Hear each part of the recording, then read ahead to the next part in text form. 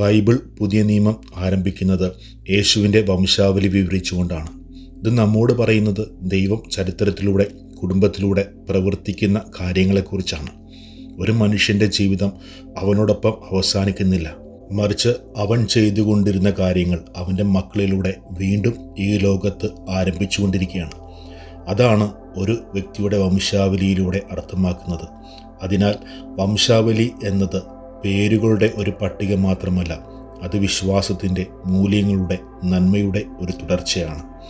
യേശുവിൻ്റെ വംശാവലി നോക്കുമ്പോൾ നമുക്ക് കാണുവാനായിട്ട് സാധിക്കും. അവിടെ നീതിമാന്മാരുണ്ട്, ശക്തന്മാരുണ്ട്, പാപികളുണ്ട്, ദുർബലരുണ്ട്. ഇത് കാണിക്കുന്നത് ദൈവം പ്രവർത്തിക്കുന്നത് എല്ലാം തികഞ്ഞവരിലൂടെയല്ല, മറിച്ച് കുറവുകളുള്ള വ്യക്തികളിലൂടെ ദൈവം എന്നും പ്രവർത്തിച്ചുകൊണ്ടിരിക്കുന്നു എന്നതാണ്. ഒരു വ്യക്തിയുടെ വംശാവലി എടുത്തു കാണിക്കുന്നത് അവൻ്റെ ഉത്തരവാദിത്വങ്ങളെയാണ്. ആ ഉത്തരവാദിത്വം വിശ്വാസം പ്രഖ്യാപനത്തിലൂടെ, നന്മ ചെയ്യുന്നതിലൂടെ നാം ഈ ലോകത്തിൻ്റെ മുമ്പിൽ എടുത്തു കാണിക്കുകയാണ്. അതാണ് ജോയൽ പ്രവാചകന്റെ പുസ്തകം 1-ാം അധ്യായം 3-ാം വചനത്തിലൂടെ ഇപ്രകാരം പറയുന്നത്: ഇതേപ്പറ്റി നിങ്ങളുടെ മക്കളോട് പറയുവിൻ, അവർ തങ്ങളുടെ മക്കളോടും അവരുടെ മക്കൾ അടുത്ത തലമുറയോടും പറയട്ടെ.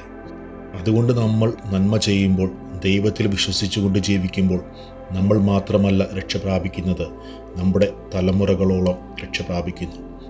തടവറയിൽ വെച്ച് കാവൽക്കാരനോട് പൗലോസ് പറയുന്ന ഒരു കാര്യമുണ്ട്: വിശ്വസിക്കുക, നീയും നിന്റെ കുടുംബവും രക്ഷ പ്രാപിക്കും. അതിനാൽ പ്രിയമുള്ളവരെ, ആഗമനകാലത്തിലെ ഈ 17-ാം ദിനം നമ്മുടെ കുടുംബത്തെ പൂർണ്ണമായിട്ട് ഈശോയ്ക്ക് സമർപ്പിക്കാം. പൂർവികരിലൂടെ നമുക്ക് ലഭിച്ചിട്ടുള്ള ആ ദൈവവിശ്വാസം, നന്മ ചെയ്യുവാനായിട്ടുള്ള മനസ്സ് ഈ ലോകത്തിന് മുമ്പിൽ കാണിച്ചുകൊണ്ട് വിശുദ്ധിയിലും വിശ്വാസത്തിലും ജീവിച്ച് വരും തലമുറയ്ക്ക് പകർന്നു കൊടുക്കുവാനായിട്ടുള്ള കൃപ ഞങ്ങൾക്ക് തരണമേ എന്ന് നമുക്ക് പ്രാർത്ഥിക്കാം. എല്ലാവരെയും ദൈവം അനുഗ്രഹിക്കട്ടെ. ആമേൻ.